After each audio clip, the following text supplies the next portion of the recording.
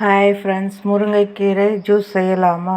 அதற்கு முருங்கைக்கீரை, பூண்டு, சீரகம், சிறிதளவு உப்பு, சிறிதளவு கருஞ்சீரகம், இஞ்சி சிறிதளவு தட்டிக்கங்க. இதெல்லாம் இந்த தண்ணியில் போட்டு நல்லா கொதிக்க விடுங்க.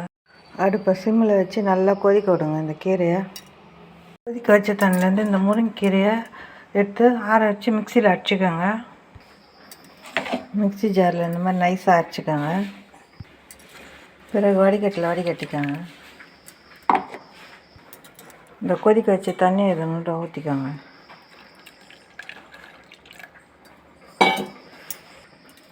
நல்லா கலக்கிக்கோங்க. மிச்சம் கொதிக்க வச்ச தண்ணியில் இந்த வடிகட்டின சாரையும் சேர்த்து கலந்துக்கோங்க. நல்லா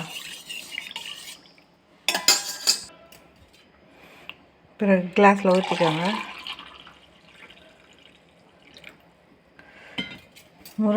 முருங்கைக்கீரை ஜூஸ் ரெடிங்க. முருங்கைக்கீரையில் பல நல்ல மருத்துவ குணங்கள் உள்ளதுங்க. இது உடலை ஆரோக்கியமாக வைத்திருக்குதுங்க. முருங்கைக்கீரையில் சத்து நிறைய இருக்குங்க. இரும்பு சத்து, இரத்த சோகையை தடுக்குதுங்க மற்றும் இரத்த ஓட்டத்தை சீராக்குதுங்க. கால்சியம் எலும்புக்கு வலு சேர்க்குதுங்க. விட்டமின்கள் நோய் எதிர்ப்பு சக்தியை அதிகரிக்குதுங்க.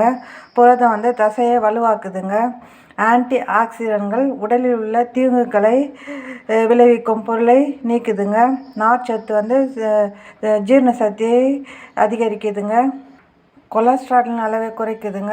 ரத்தத்தில் சர்க்கரையின் அளவை கட்டுப்படுத்துதுங்க. ஜீரண சக்தி ஆகிறதுக்கு உதவுதுங்க. உடல் எடையை குறைக்குதுங்க. தோல் மற்றும் முடி ஆரோக்கியத்தை மேம்படுத்துதுங்க.